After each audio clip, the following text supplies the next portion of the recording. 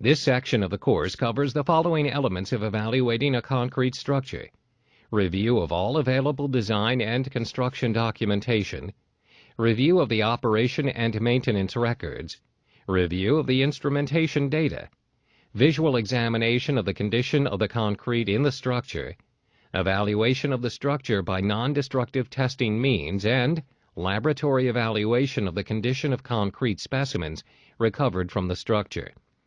Review all pertinent data regarding a structure as early as possible in the evaluation process.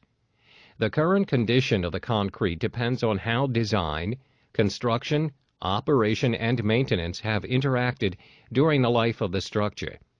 Useful sources of engineering data include original plans and specification, design memoranda, construction history reports as built drawings, any available data on the concrete like materials used, plant and field inspection records for the batch, test data, etc. Instrumentation data, inspection reports and operation and maintenance records. Examine instrumentation data and monument survey data, which will reveal movement of the structure.